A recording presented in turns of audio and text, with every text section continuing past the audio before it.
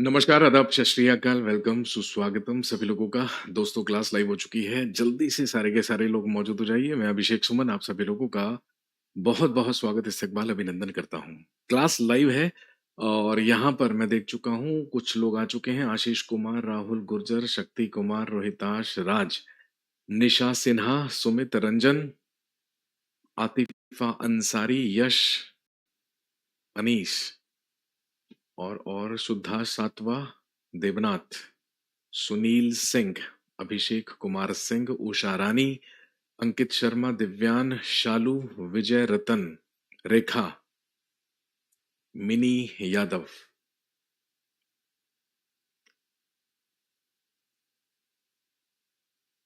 Shivani Sharma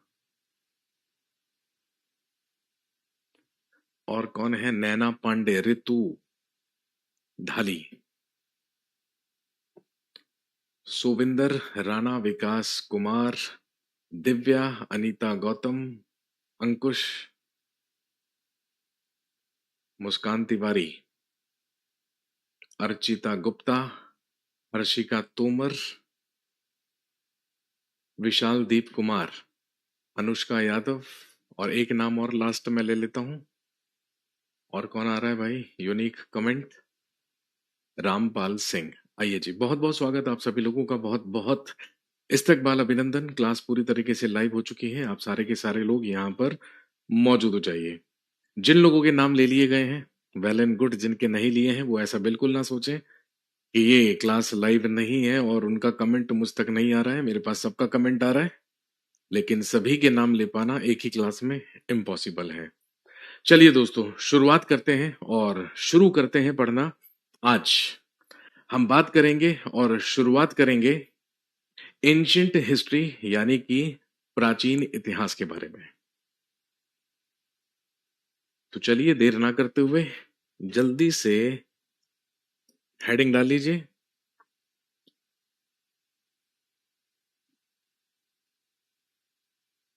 ancient history या प्राचीन इतिहास।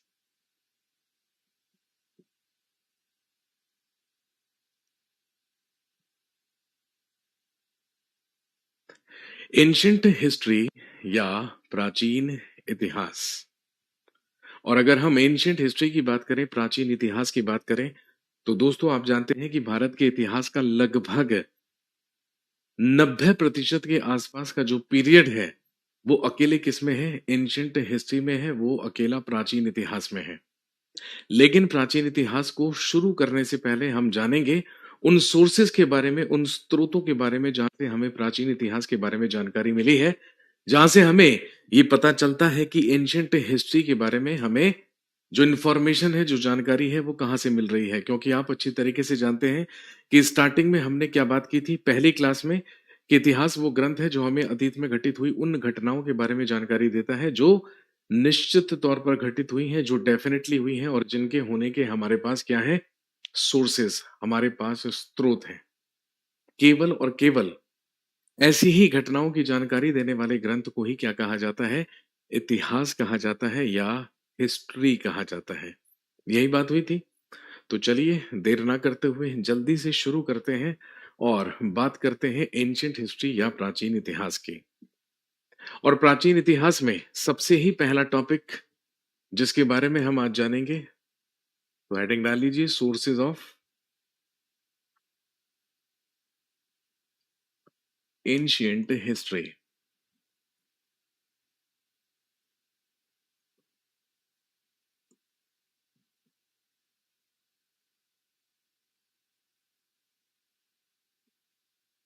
प्राचीन इतिहास के स्रोत।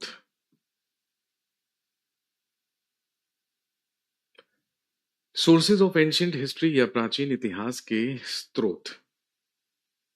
कहने का मतलब हम जानेंगे उन सोर्सेज के बारे में, उन स्रोतों के बारे में जहां से हमें प्राचीन इतिहास के बारे में जानकारी मिली है। और दोस्तों याद कीजिए, मैंने आपको बताया था कि अगर हम प्राचीन इतिहास की बात करें, अगर हम एंशिएंट हिस्ट्री की बात करें, तो एंशिएंट हिस्ट्री को भी हम 3 पीरियड्स में डिवाइड करते हैं, prehistoric period, protohistoric period और historic period.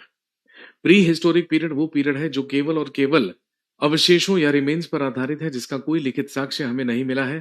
Protohistoric period वो पीरियड है जिसके हमें अवशेष भी मिले और साथ में रिटन सोर्सेज भी मिले, लेकिन जितने भी रिटन सोर्सेज मिले उन्हें आज तक भी पढ़ा नहीं जा सका है, दे आर स्टिल अनआइडेंटिफाइड। और हिस्टोरिक पीरियड वो पीरियड है जिसके हमें अवशेष भी मिले और लिखित साक्ष्य भी मिले, और जितने भी लिखित साक्ष्य हमें मिले उन सबको पढ़ने में भी सफलता हासिल कर ली गई। उसी को हमने क्या कहा? हिस्टोरिक पीरियड कहा।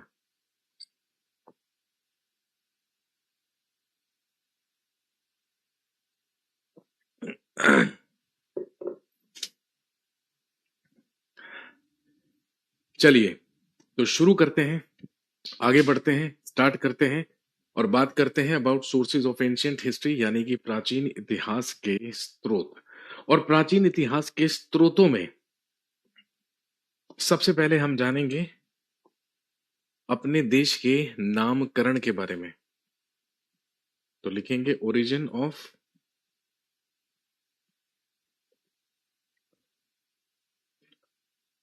Of the name of our country.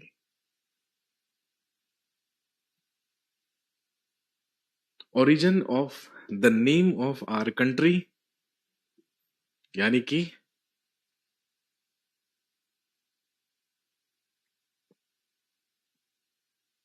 अपने देश के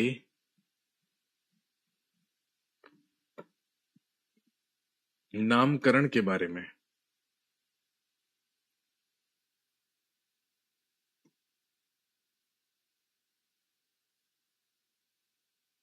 origin of the name of our country या अपने देश के नामकरण के बारे में। दोस्तों, आप अच्छी तरीके से जानते हैं कि अगर हम इस देश के बारे में बात करें या अपने देश के बारे में बात करें तो हमारे देश का प्राचीनतम नाम या सबसे पुराना नाम क्या माना जाता है? तो हम सब जानते हैं आर्यवर्त। ऐसा माना गया हमारे देश का ओल्डेस्ट नेम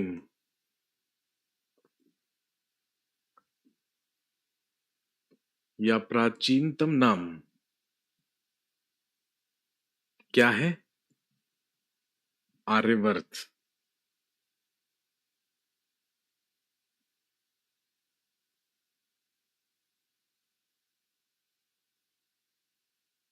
हमारे देश का सबसे पुराना नाम कहलाता है आर्यवर्त। और आप जानते हैं कि आर्यवर्त नाम में किसने दिया? ऑब्वियसली आर्यंस ने दिया। भाई, ईसा के जन्म से लगभग 1500 साल पहले, यानी कि आज से लगभग 3500 साल पहले हमारे देश में अराइवल हुआ किसका? आर्यंस का।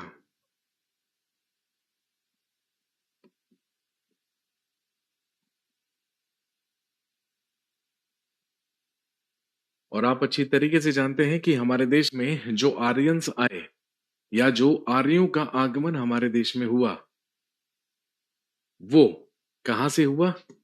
ऐसा माना जाता है मैक्स म्यूलर के द्वारा कि ये लोग सेंट्रल एशिया से भारत में आए या हमारे देश में इनका आगमन मध्य एशिया से हुआ।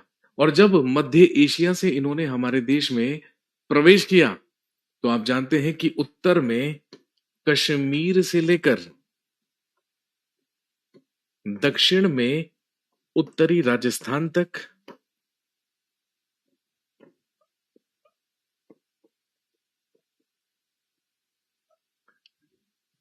पश्चिम में अफगानिस्तान से लेकर और पूर्व में पश्चिमी गंगा तट तक, यानी कि वेस्टर्न गंगा बैंक तक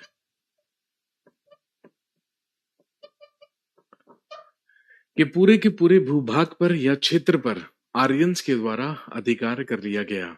और आप अच्छी तरीके से जानते हैं कि इसी पूरे के पूरे भूभाग पर अधिकार करके इसी क्षेत्र को आर्यंस के द्वारा नाम दिया गया आर्यवर्त, जो कि हमारे देश का प्राचीनतम नाम माना जाता है या सबसे पुराना नाम माना जाता है।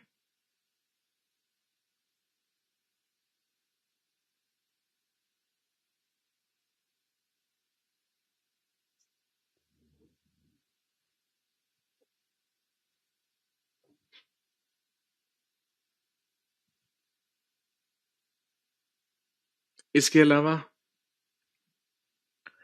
अन्य नाम हमारे देश का मिलता है भारत।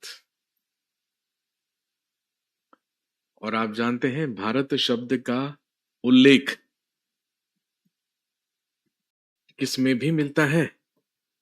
हमारे प्राचीनतम वेद यानी कि ऋग्वेद में भी मिलता है। इसके अलावा ये देश कहलाया भारतवर्ष।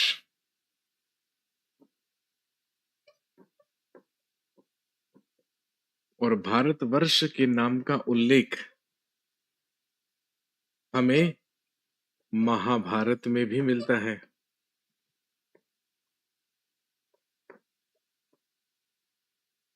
हम सब जानते हैं कि जब हम महाभारत के बारे में पढ़ते हैं तो महाभारत में ही राजा दुष्यंत और शकुंतला का एक पुत्र हुआ जिसका नाम था भरत। वही आगे चलकर सम्राट भरत बना। और आप जानते हैं कि सम्राट भरत के नाम पर ही हमारा देश क्या कहलाया? भारतवर्ष कहलाया। लेकिन जैन माइथोलॉजी की अगर हम बात करें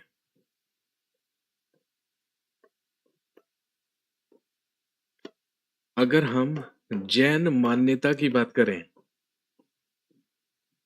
तो जैन मान्यताओं के अनुसार ऐसा माना जाता है कि जैन धर्म के प्रथम तीर्थंकर या सबसे पहले तीर्थंकर हुए ऋषभदेव।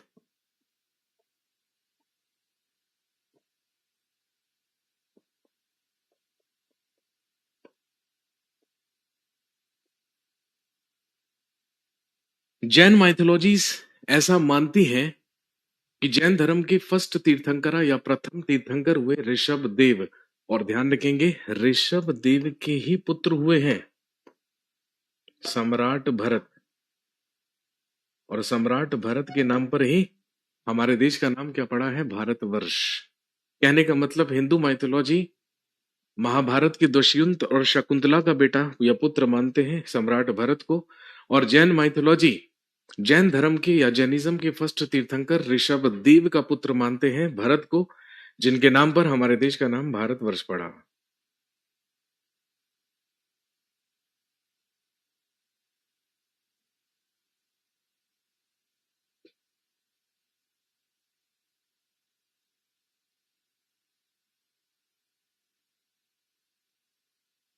इसके अलावा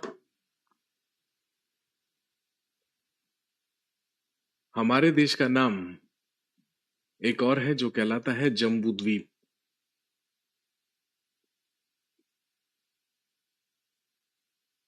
हमारे देश को जम्बू द्वीप भी कहा गया है। और हमारे देश का नाम जम्बू द्वीप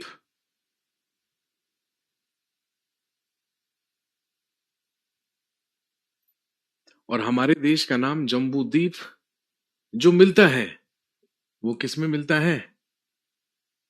इन इंस्क्रिप्शंस ऑफ अशोका।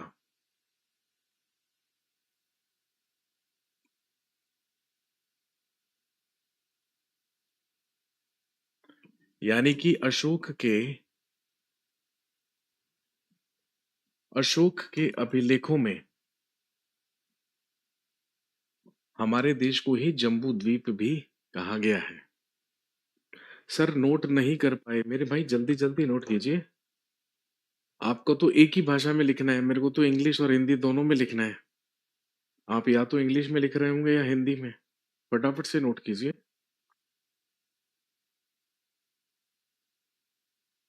जल्दी से नोट करेंगे।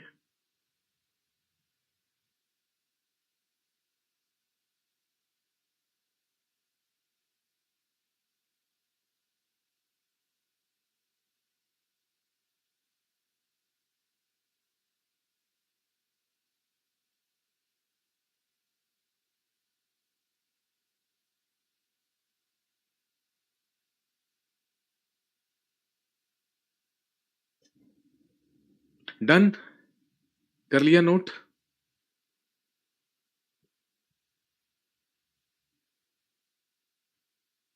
हाँ जी, मैंने कहा इंस्क्रिप्शंस ऑफ अशोका या अशोक के अभिलेखों में हमारे देश को क्या कहा गया? जम्बू द्वीप कहा गया।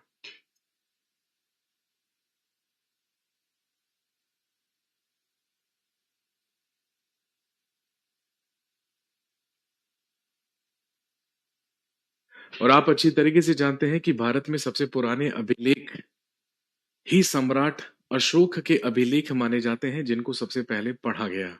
और आप अच्छी तरीके से जानते हैं कि अशोक के अभिलेखों को सबसे पहले 1833 में पढ़ा गया था। और ये काम करने वाला कौन था? James Prinsep. जेम्स प्रिंसेप ही वो व्यक्ति है जिसने अशोक के अभिलेखों को सबसे पहले पढ़ा था।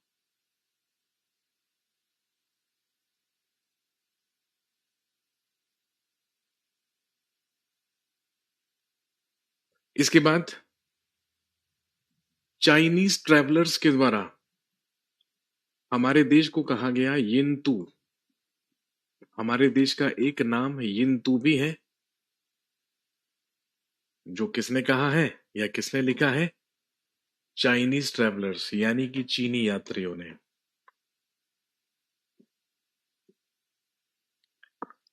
इसके अलावा हमारा देश कहलाता है इंडिया।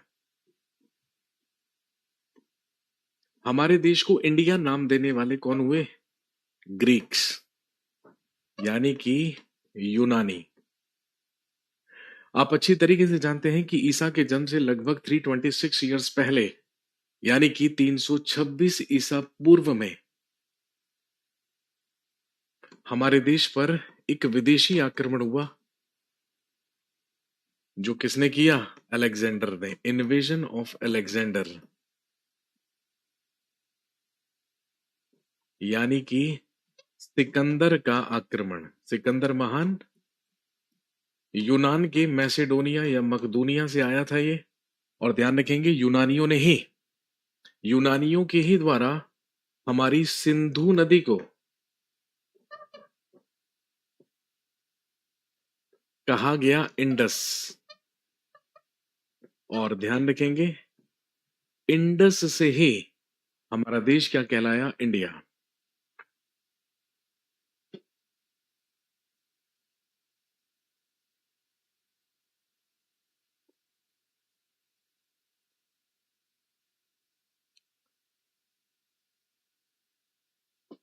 सर, आप सम्राट अशोक की बात कर रहे हो ना? जी हाँ, हम एम्परर अशोका की बात कर रहे हैं, greatest ruler of Mauryan empire, Maurya साम्राज्य का महान शासक सम्राट अशोक। उसी के अभिलेखों में हमारे देश को जम्बू द्वीप कहा गया है।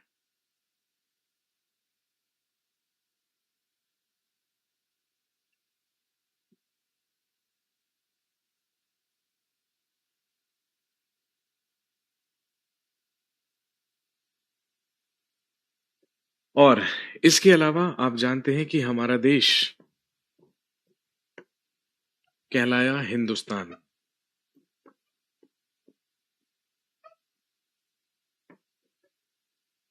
और हिंदुस्तान हमारे देश को नाम दिया पर्शियंस ने, यानी कि ईरानी लोगों ने। आप जानते होंगे, भारत पर सबसे पहला विदेशी आक्रमण लगभग 519 ईसा पूर्व में ईरानियों के ही द्वारा किया गया। और ईरानियों का ही एक शासक जो कहलाता है डेरियस फर्स्ट या दारा प्रथम।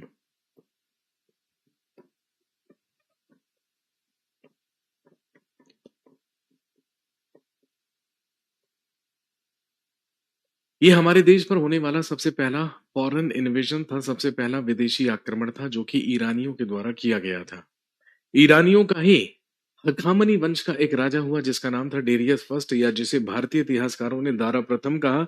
इसी ने 519 ईसा पूर्व में भारत पर पहला विदेशी आक्रमण किया और पर्शियंस ने ही, ध्यान रखेंगे, हमारी सिंधु नदी को क्या कहकर पुकारा? इंदु। इंदु से ही हम बने हिंदू, और हिंदू से ही हमारा देश बना हिंदुस्तान। कहने का मतलब, हमारे देश को हिंदुस्तान नाम देने वाले पर्शियंस थे, ईरानी लोग थे। लेकिन लेकिन ध्यान रखेंगे, हिंदुस्तान शब्द का यूज या इस्तेमाल हमारे देश के लिए सबसे पहले किसने किया? अरेबियंस ने। जब भारत पर सबसे पहला सफल मुस्लिम आक्रमण हुआ, और वो किया ही किसने? अरबों ने। मोहम्मद बिन कासिम 712 ईस्वी में भारत पर सबसे पहला सफल मुस्लिम आक्रमण करता है, और यही सबसे पहले हमारे देश के लिए हिंदुस्तान शब्द का इस्तेमाल करता है। तो ये थे कुछ इंपॉर्टेंट नेम्स, कुछ महत्वपूर्ण नाम जो हमारे देश के लिए रखे गए या जो हमारे देश के लिए कहे गए हैं।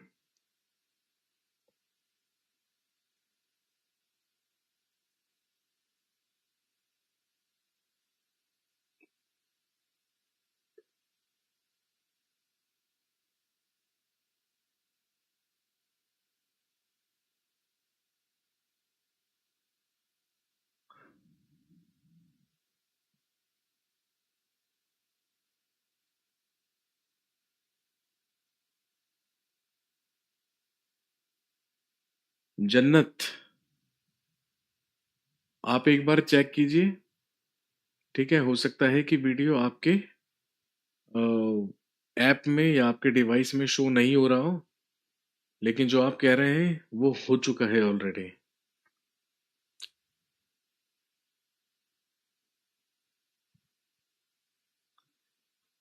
ठीक है, क्लियर हो गई बात। अब हिंदुस्तान नाम दिया पर्शियंस ने, ईरानियों ने, लेकिन हिंदुस्तान शब्द का इस्तेमाल सबसे पहले मैंने आपसे कहा कि अरेबियंस के द्वारा किया गया, अरबों के द्वारा किया गया हमारे देश के लिए।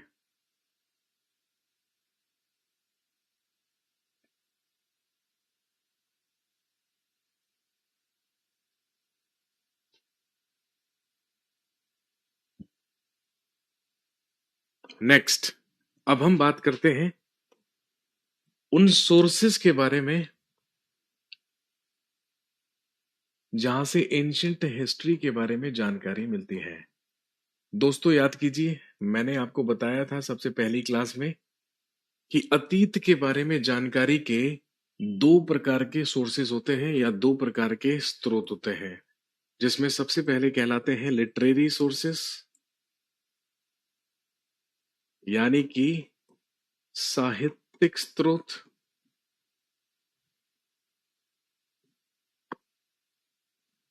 और दूसरे प्रकार के कहलाते हैं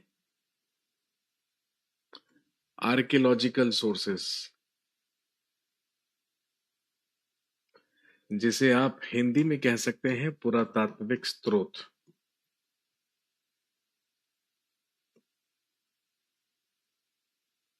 और मैंने आपसे कहा कि जो लिटरेरी सोर्सेज हैं वो भी तीन प्रकार के हो सकते हैं, या तो वो रिलीजियस होंगे, या तो वो नॉन रिलीजियस होंगे, या फिर वो क्या होंगे? विदेशी यात्रियों का विवरण, डिस्क्रिप्शन ऑफ फॉरेनर ट्रेवलर्स।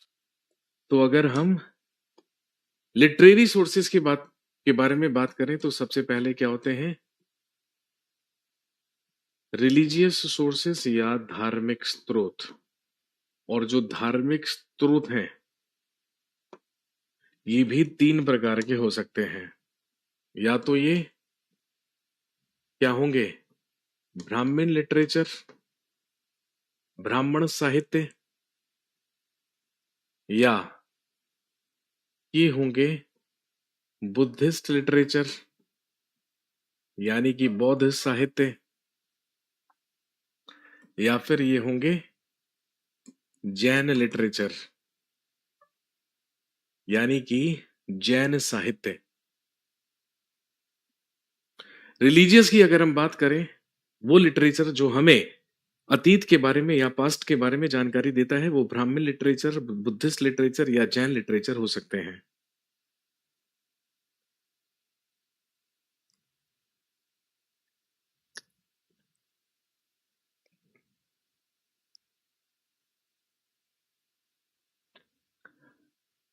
और इसमें अगर हम ब्राह्मण लिटरेचर की बात करें तो ब्राह्मण लिटरेचर में हम इंक्लूड कर सकते हैं आर वेदास, यानी कि हमारे वेद,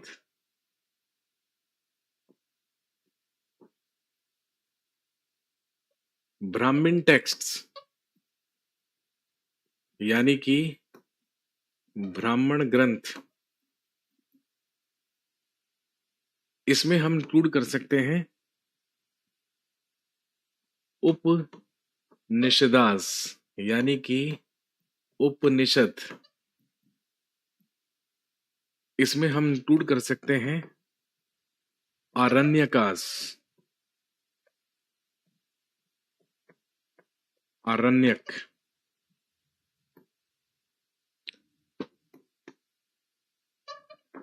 पुराणास यानी कि पुराण,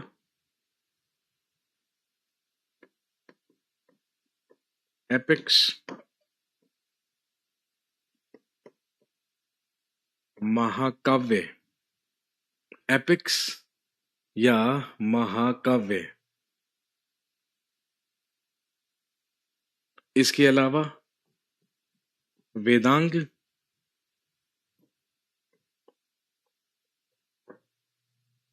या सूत्रास यानी कि सूत्र, यही सारे के सारे मिलकर क्या कहलाते हैं?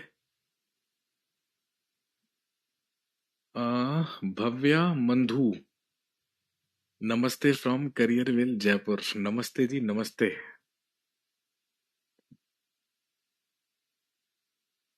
आइडली तो आपकी अभी क्लास चल रही होगी, 10 बजे हैं अभी तो। इसका मतलब आपने आज छुट्टी मार ली है ना? पक्की बात है।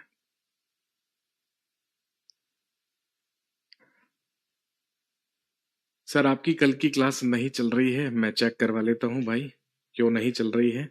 ऐसा तो होना नहीं चाहिए वैसे, लेकिन मैं चेक करा लूंगा।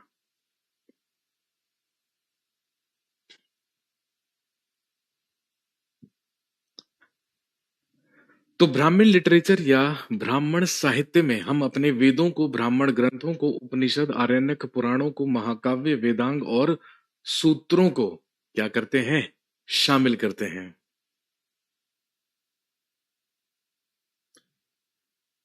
सर धर्मशास्त्र वो भी इसमें आते हैं, बिल्कुल इसी में आते हैं। लो फिर थोड़ी सी जगह बची है लिख लीजिए धर्मशास्त्र।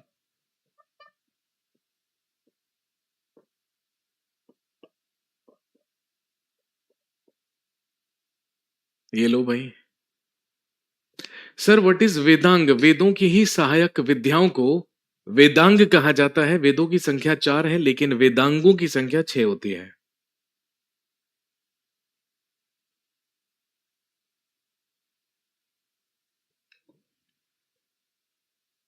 सर आरण्यक क्या है?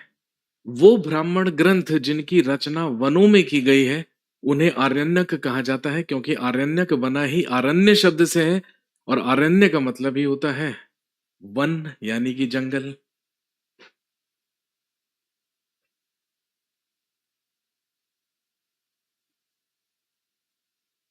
आपकी क्लास कुछ दिन से नहीं आ रही है मेरे में। ओके।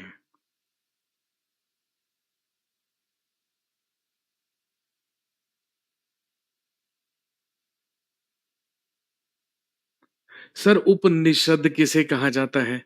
उपनिषद बना है दो शब्दों से मिलकर, उप जमा निषद। उप का मतलब होता है समीप या पास, और निषद का मतलब होता है बैठना, यानी कि पास बैठना। वैदिक काल में जिन विद्याओं या जो ज्ञान शिष्य अपने गुरु के समीप बैठकर लिया करते थे, उन्हीं को क्या कहा जाता है? उपनिषद कहा जाता है। और आप जानते हैं, अगर हम इंडियन फिलोसफी की बात करें,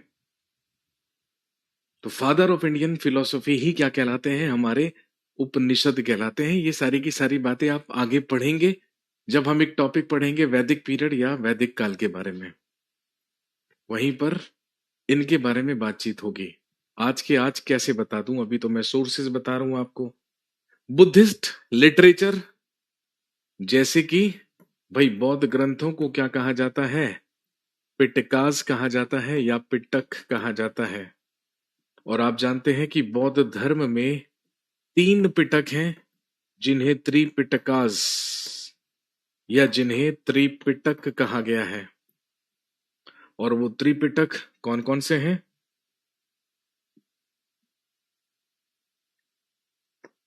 सबसे पहला सुत्त पिटका यानी कि सुत्त पिटक। दूसरा कहलाता है विनय पिटका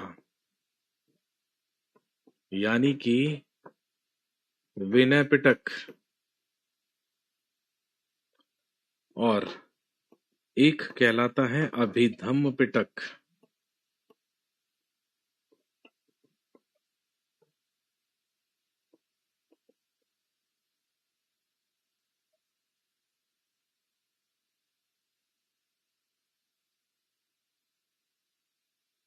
एक कहलाता है अभिधम्म पिटक।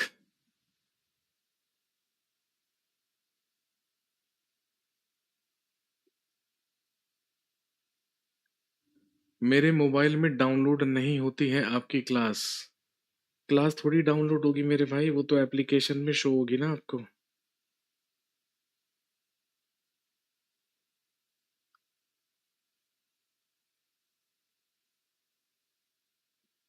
सर मैं जयपुर आई थी लेकिन फीस ज्यादा है। अच्छा, ऑफलाइन और ऑनलाइन में देखो फीस का तो अंतर होता ही है। अब आप क्रिकेट मैच को टीवी पर देखिए तो आपको उसके लिए क्या चाहिए, केवल और केवल जियो हॉटस्टार का सब्सक्रिप्शन चाहिए जो कि बहुत ही कम दामों में मिलता है। अब अगर आपको वही मैच जाकर स्टेडियम में देखना है तो आपको वहां पे ज्यादा पैसे देने पड़ेंगे। ऑब्वियसली ऐसा ही कुछ हिसाब है। आप सारे के सारे अभी मुझे स्क्रीन पर देख रहे हैं, लेकिन अगर आप चाहते हैं कि आप मेरे सामने बैठे हो और गुरु के समीप बैठकर ज्ञान प्राप्त किया जाए तो ऑब्वियसली फिर आपको उसके लिए ऑफलाइन की फीस देनी पड़ेगी। ऑफलाइन की फीस डेफिनेटली ऑनलाइन से ज्यादा होती है। हाँ, लेकिन अगर आप अपने लिए स्ट्रिक्ट हैं, डिसिप्लिन्ड हैं और आपको पता है कि आप बिल्कुल भी टाइम वेस्ट नहीं करेंगे तो कोई दिक्कत नहीं है, फिर तो ऑनलाइन इज द बेस्ट, किफायती। और आप कितनी भी बार किसी भी वीडियो को वॉच कर सकते हैं। लेकिन अगर आपको ऐसा लगता है कि भाई आप बहुत ज्यादा अटेंटिव डिसिप्लिन्ड नहीं है, आपका सेट रूटीन नहीं बन पाता है, तो फिर आपको ऑफलाइन जाना चाहिए। ऑफलाइन जाने से क्या होता है, सुबह सुबह एक रूटीन बनेगा, सुबह जल्दी सोकर उठेंगे, उठकर नहा भी लेंगे, नहाकर अच्छे से तैयार भी हो जाएंगे। फिर ऑफलाइन सेंटर में जाकर 4 घंटे बिताएंगे आप। 4 घंटे वहां पर पढ़ाई होगी, सारे के सारे स्टूडेंट्स के बीच में बैठकर पढ़ेंगे, एक दूसरे से कंपटीशन की भावना भी बनेगी। तो दोनों के ही अपने अपने फायदे और अपने अपने नुकसान होते हैं। तो हम कभी नहीं कहते हैं कि भाई आप ऑफलाइन ही पढ़िए, ऐसा कुछ नहीं है। आप ऑनलाइन पढ़िए, अगर आपको ऑनलाइन से कोई भी दिक्कत नहीं है तो फिर तो इससे बेहतर क्या हो सकता है कि कहीं जाने की जरूरत नहीं है, बस मोबाइल ऑन किया, बस एक बार टैप किया और टीचर आपके सामने। जो चाहेंगे जब चाहेंगे आप टीचर को रोक देंगे, जब चाहेंगे फिर उसको शुरू कर देंगे। आपके इशारों पर, आपकी उंगलियों के इशारों पर चलेंगे हम। लेकिन ऑफलाइन में थोड़ी सी कहानी अलग हो जाती है।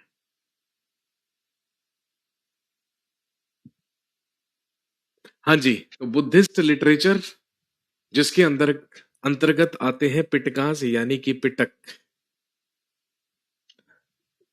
और ध्यान रखेंगे, जो बुद्धिस्ट लिटरेचर है वो मुख्य रूप से किसमें लिखा गया है, पाली भाषा में।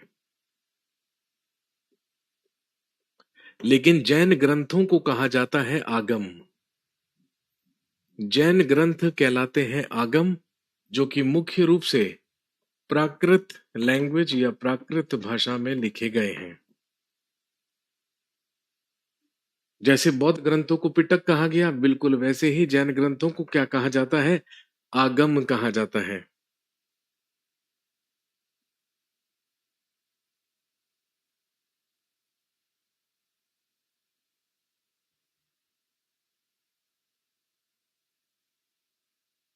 और ध्यान रखेंगे,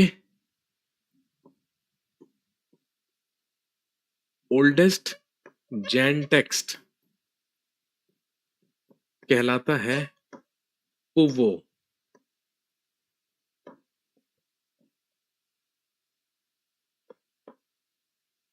प्राचीनतम जैन ग्रंथ को पुव्वो कहा जाता है और इसके अलावा भी जैसे भगवती सूत्र, जैसे कल्प सूत्र, ये कुछ प्रमुख और महत्वपूर्ण क्या होते हैं, जैन ग्रंथ होते हैं।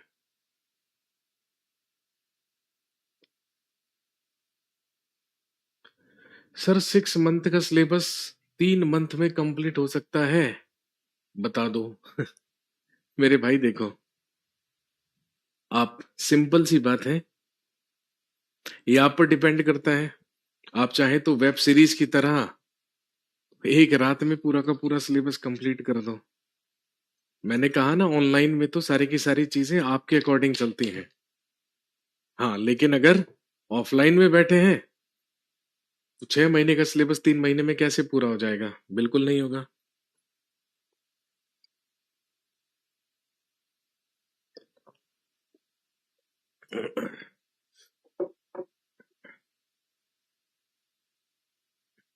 क्लियर हो गई बात?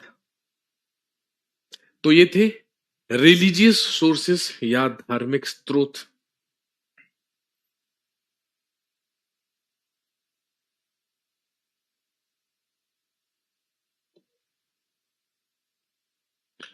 अब अगर हम बात करें नॉन रिलीजियस की, तो ऐसी कई सारी पुस्तकें हैं जो गैर धार्मिक हैं, लेकिन हमें प्राचीन इतिहास के बारे में जानकारी देती हैं। जैसे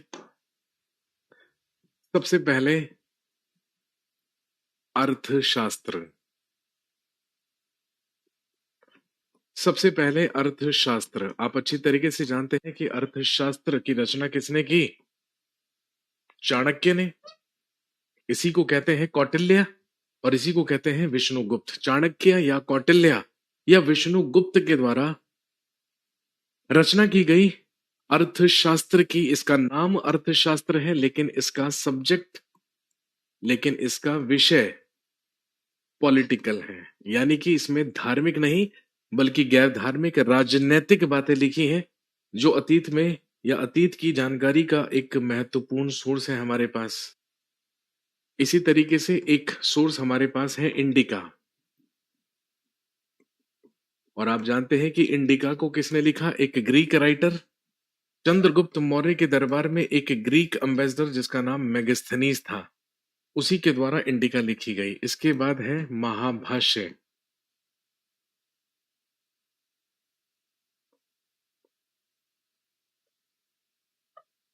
महाभाष्य जिसे लिखा गया पतंजलि के द्वारा, पतंजलि का महाभाष्य। मुद्रा राक्षस,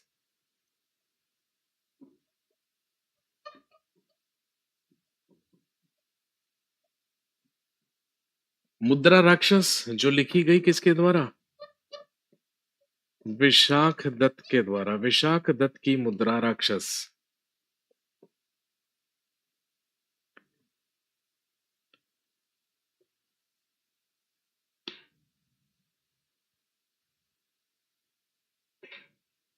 इसके अलावा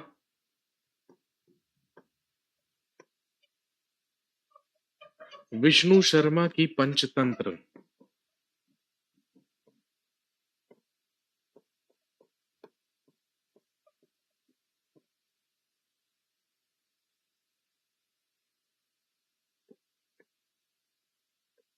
पाणिनि का अष्टाध्यायी।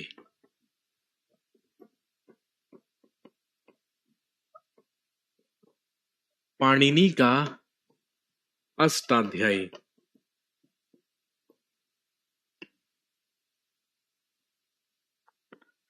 और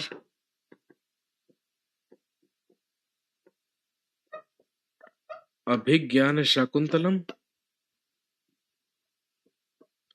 जो किसके द्वारा रचित है?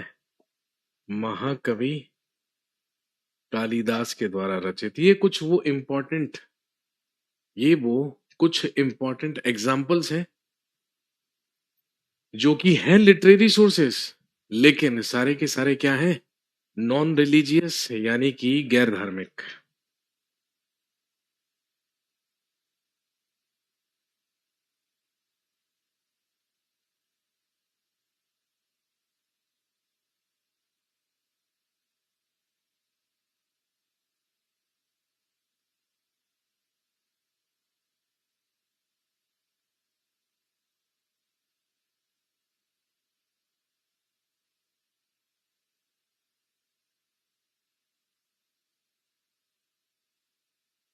और तीसरे लिटरेरी सोर्सेज हमारे पास होते हैं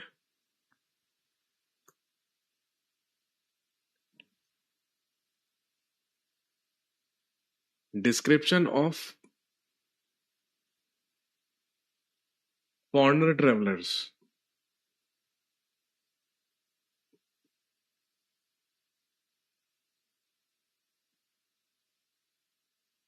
विदेशी यात्रियों का विवरण।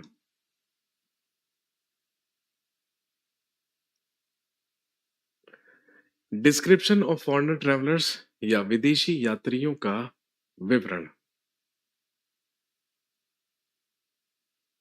और विदेशी यात्रियों की अगर हम बात करें तो भाई विदेशी यात्रियों को भी हम क्या करते हैं? 3 पार्ट्स में डिवाइड कर लेते हैं। जैसे सबसे पहले ग्रीक ट्रेवलर्स,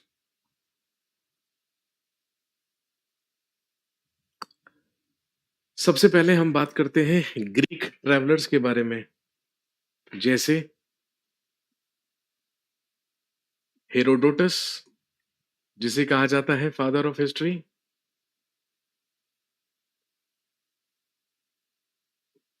इसके अलावा टेसियस,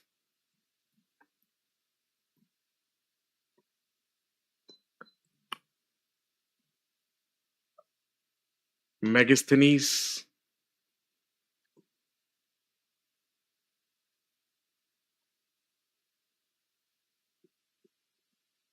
प्लूटार्क,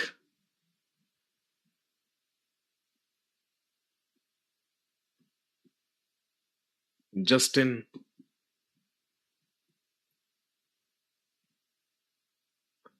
ये सारे के सारे वो ट्रैवलर्स, वो राइटर्स हैं जो कहां से आए? ग्रीस से आए।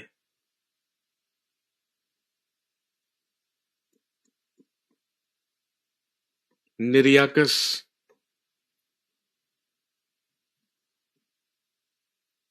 और एरिस्टोबुल्स,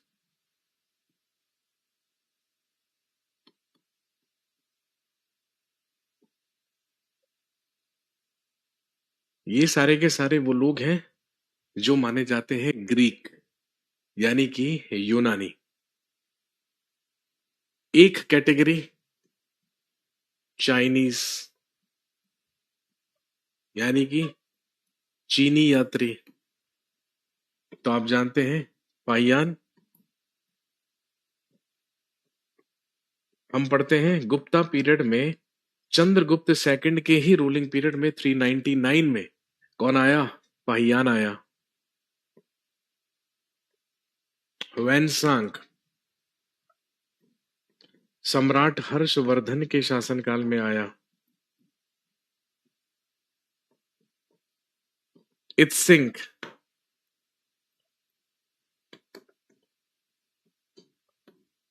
सुंग युंग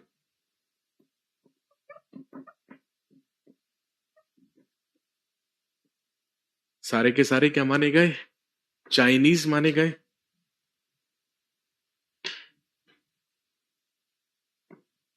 और तीसरी कैटेगरी मुस्लिम ट्रैवलर्स,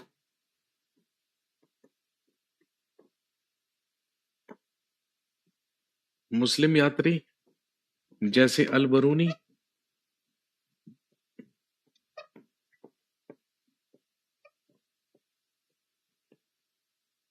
जैसे अल मसूदी,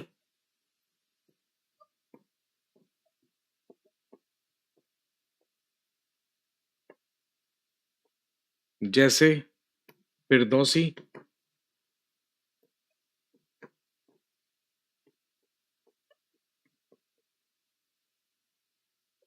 जैसे इब्न बतूता,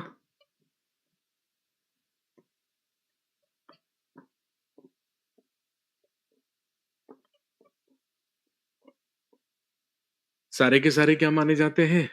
मुस्लिम ट्रैवलर्स माने जाते हैं। तो ये वो कुछ इंपॉर्टेंट सोर्सेज हैं जो कि लिटरेरी सोर्सेज कहलाते हैं, जो कि साहित्यिक स्रोत कहलाते हैं, और इनसे जानकारी मिलती है हमारे पास्ट के बारे में, हमारे अतीत के बारे में। इसके बाद आर्कियोलॉजिकल सोर्सेस या पुरातात्विक स्रोतों के बारे में हम बात करते हैं नेक्स्ट क्लास में, अगली क्लास में, और जानेंगे वो कौन कौन से सोर्सेज हैं, आर्कियोलॉजिकल सोर्सेज हैं, जो हमें अतीत के बारे में जानकारी देते हैं। और फिर उसके बाद हम पढ़ना शुरू करेंगे प्री हिस्टोरिक पीरियड, जिसमें हम शुरुआत करेंगे सबसे पहले स्टोन एज से। Stone age, chalcolithic age, metal age, जो कि प्री हिस्टोरिक पीरियड का पार्ट रहेगा। और उसके बाद प्रोटो हिस्टोरिक पीरियड में हम पढ़ेंगे इंडियन सबकॉन्टिनेंट की सबसे पहली civilization, which is known as Indus valley civilization, जिसे कहा जाता है सिंधु घाटी की सभ्यता। सर मेरा नाम ले लो प्लीज। अरे मेरे भाई, क्या नाम है? अभिषेक। अरे यार, कुछ भी मतलब क्लास खत्म हो गई, रस्सी जल गई, लेकिन बल नहीं जा रहा। 1 घंटे से आदमी इंतजार कर रहा है कि मैं नाम ले दूं बस। तो चलिए, आज के लिए इतना ही रखते हैं, बाकी अगली क्लास में मिलेंगे तो यहीं से कहानी को आगे बढ़ाएंगे। तब तक के लिए थैंक यू।